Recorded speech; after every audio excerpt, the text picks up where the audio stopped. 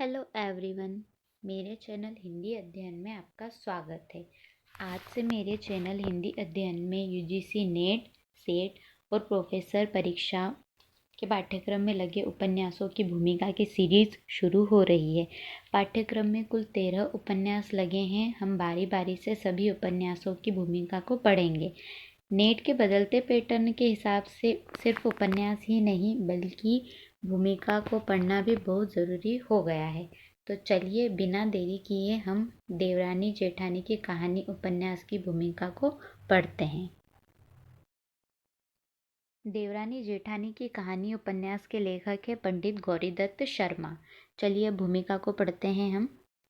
स्त्रियों को पढ़ने पढ़ाने के लिए जितनी पुस्तकें लिखी गई हैं सब अपने अपने ढंग और रीति से अच्छी है, परंतु मैंने इस कहानी को नए रंग ढंग से लिखा है। मुझको निश्चय है कि दोनों स्त्री पुरुष इसको पढ़कर अति प्रसन्न होंगे और बहुत लाभ उठाएंगे। जब मुझको यह निश्चय हुआ कि स्त्री स्त्रियों की बोली और पुरुष पुरुषों की बोली पसंद करते हैं, जो कोई स्त्री पुरुषों की बोली या पुरुष स्त्रियों की बोली बोलता है उसको नाम धरते हैं। इस कारण मैंने पुस्तक में स्त्रियों ही की बोली, बोलचाल और वही शब्द जहाँ जैसा आशय है लिखे हैं, और यह वह बोली है जो इस जिले के बनियों के कुटुंब में स्त्री पुरुष या लड़के वाले बोलते चालते हैं। संस्कृत के बहुत शब्द और पुस्तकों जैसे इसलिए नहीं लिखे हैं कि न कोई चित्त से पढ़ता और न सुनता। ठीक है, पंडित गौरीदत्त शर्मा यहाँ पर कहना चाहते हैं कि मैंने यह उपन्यास बहुत ही साधारण भाषा में लिखा है जिसको हर कोई पढ़ सकता है। ठीक है, इस पुस्तक में यह भी दर्शा दिया गया है कि इस देश के बनिए जन्म मरण विवाह आदि में क्या क्या करते हैं, पढ़ी और बेपढ़ी स्त्रियों में क्या क्या अंतर है, बालकों का पालन और पोषण किस प्रकार होता है और किस प्रकार होना चाहिए, स्त्रियों का समय किस किस काम में व्यतीत होता है और क्यों कर होना उचित है, बेपढ़ी स्त्री जब एक काम को करती है उसमें क्या क्या हानि होती है, पढ़ी हुई जब उसी काम को करती है उससे क्या क्या लाभ होता है। ठीक है, ये जो मैंने हाईलाइट किया है ये बहुत इम्पोर्टेंट है। ठीक है, आगे देखते हैं।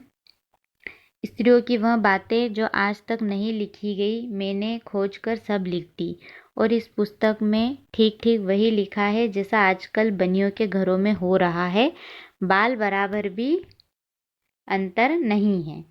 ठीक है, आगे देखते हैं। प्रकट हो कि यह रोचक और मनोहर कहानी श्रीयुत एम केमसन साहिब, डायरेक्टर ऑफ पब्लिक इंस्ट्रक्शन, बहादुर को ऐसी पसंद आई, मन को भाई और चित्त को लुभाई कि शुद्ध करके इसके छपने की आज्ञा दी और 200 पुस्तक मोल ली, और श्रीमन महाराज धीराज पश्चिम देशाधिकारी श्रीयुत लेफ्टिनेंट गवर्नर बहादुर के यहाँ से चिट्ठी नंबर 2672 लिखी हुई 24 जून सन 1870 के अनुसार इस पुस्तक के कर्ता पंडित गौरीदत्त को 100 रुपये इनाम में मिले। ठीक है, आगे देखते हैं। दया उनकी मुझ पर अधिक वित्त से, जो मेरी कहानी पढ़े चित्त से, रही भूल मुझसे जो इसमें कहीं, बिना अपनी पुस्तक में लेबे वही, दया से कृपा से क्षमा रीति से, छिपावे बुरों को भले प्रीति से। पंडित गौरीदत्त शर्मा। ठीक, उपन्यास की भूमिका को पढ़ने का फ़ायदा यह भी होता है कि हमको उपन्यास की कथा वस्तु के बारे में भी पता चल जाता है। ठीक है, उपन्यास की भूमिकाओं को पढ़ना अब बहुत ज़रूरी हो गया है क्योंकि इसमें से प्रश्न बन रहे हैं। ठीक है, मैं आपको बताती हूँ कि इस भूमिका से नेट की परीक्षा में क्या प्रश्न आया था। ठीक है,